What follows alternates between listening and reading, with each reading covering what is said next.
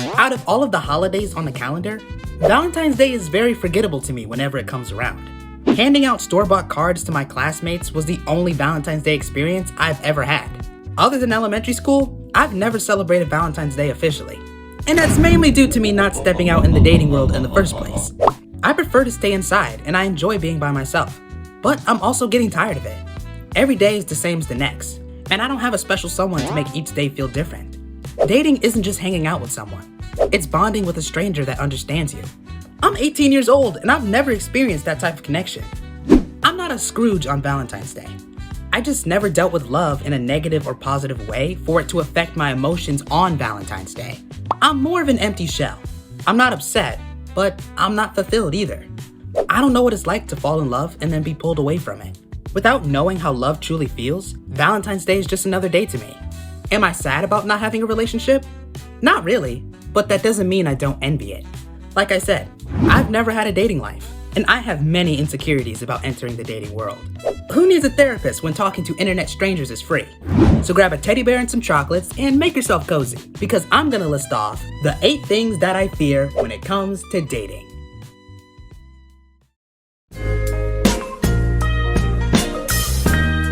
Most people are scared to get back in the game. But as for me, I never even started. I got game, but not the smooth talking kind. When it comes to having a relationship, I'm afraid I won't be able to hold it together. Keeping someone next to you as long as you can takes skill and experience, which I have zero of. If I was on a date with someone, I wouldn't be able to come up with an open-ended question to save my life. I like the idea of being in a relationship, but it's also a huge responsibility to maintain. I can't even handle my own mental health sometimes. And you're saying I have to worry about someone else's? I'm getting overwhelmed just talking about it. But the main thing that I fear most is that I would be the reason for the breakup. Not just because of my lack of experience, but because I can be very immature sometimes. In case you can't already tell just by hearing me, I am a huge nerd, and I like watching things that can be my escape from reality. Even though dating is a game, it's also something you can't play around in. I'm not saying being in a relationship isn't fun, but when your girlfriend needs you for emotional support from the stress in her life, a joke isn't going to fix it all the time. It's not that I'm not taking a relationship seriously, it's just that's the only way I know how to cope with real life. Humor can be the band-aid, but it can't always be the surgery.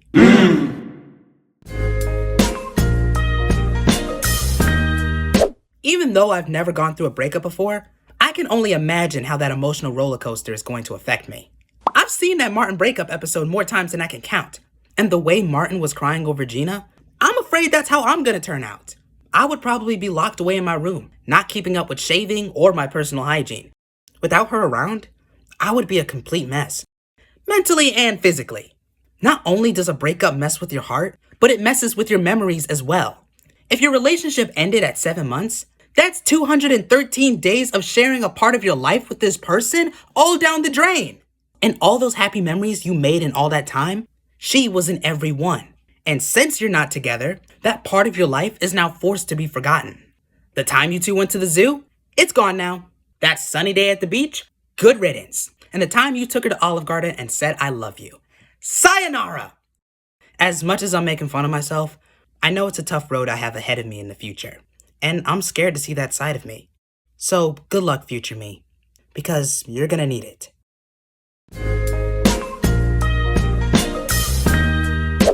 I recently noticed that a lot of the songs on my playlist are mostly love songs and breakup songs. And occasionally I listen to boy bands and pretend that I'm a part of the group. I just find it ironic because I've never felt love before.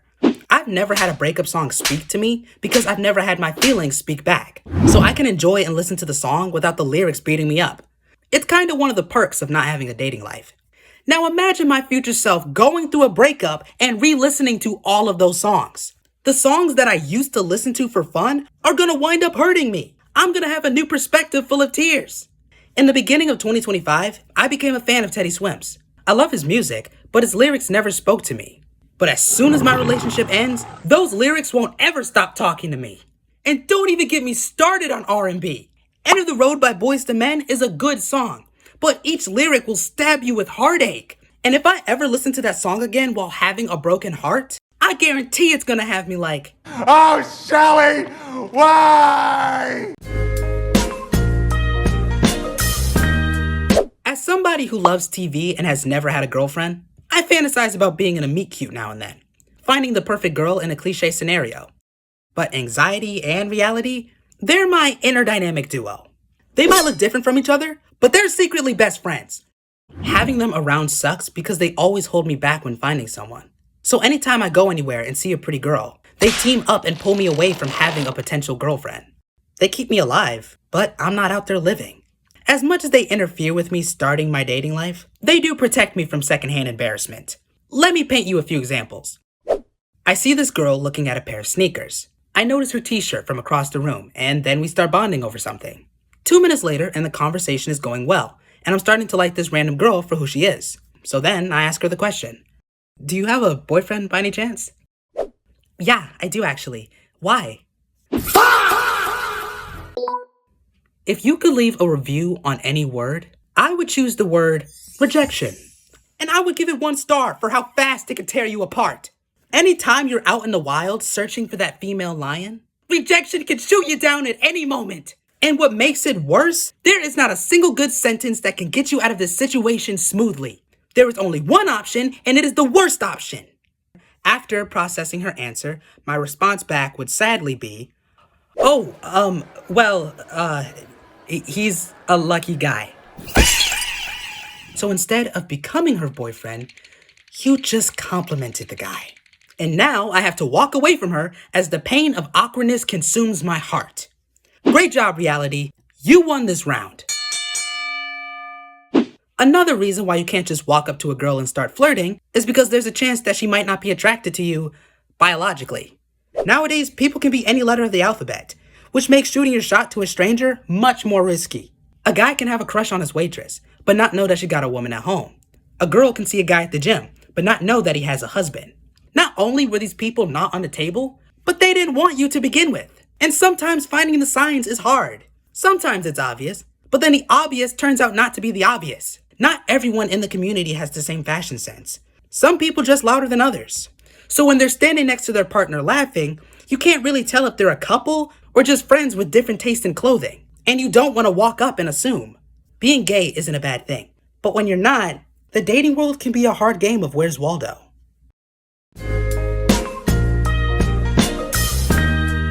People on TV and in real life always give you the same advice. All you have to do is be yourself. It's really that simple. But what if being myself is the reason that I'm in the friend zone? You see, when it comes to my appearance, I give off best friend energy more than boyfriend material.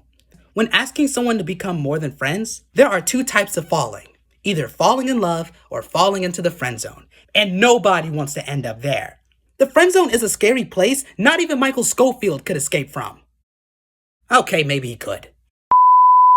I have a comforting smile and puppy dog eyes. And by looking at me and hearing the sound of my voice, I am clearly not a threat. I'm the guy she actually tells you not to worry about. I'm adorable and harmless. I'm basically the human embodiment of Darwin. So if my girl was ever in trouble, I'm not the kind of guy that can protect her. I can be there for her, but we're both gonna be scared together. I could be talking to this girl as she's considering giving me a chance. And then all of a sudden, this good-looking beanstalk walks by, towering the both of us. And just by his presence alone, aura, as most would say, the girl I was just talking with doesn't even notice me anymore. Even though we're at the same eye level, unlike Clifford over here.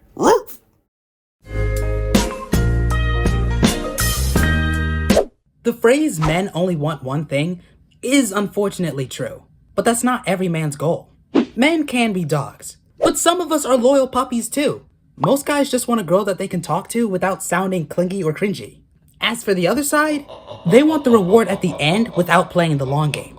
Since stepping out of having a committed relationship is now widely acceptable, the word loyalty is seen as being boring or having a low body count. And I blame social media and lockdown. Now, there are some positive reasons why people hook up. In a way, it's a form of not being lonely all the time. It's a casual connection without the love and affection. But if you're only hooking up for the love of the game, you're focusing on 3 letters instead of yourself. If you're gonna get into a relationship, you should know what you're signing up for. She isn't just someone you sleep with. She's someone you support when no one else does for her. Building your roster and the number of bodies you have isn't your high score. It's a number that reflects who you are and what you only want out of a woman.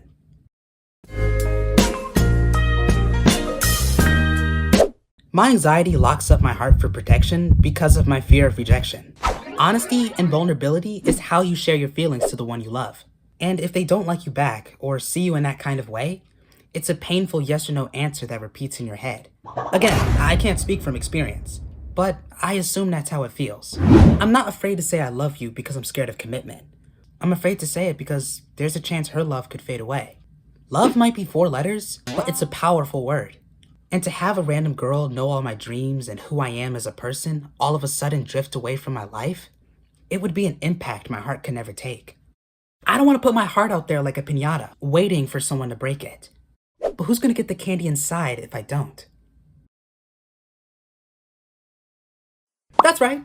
I'm terrified of love itself.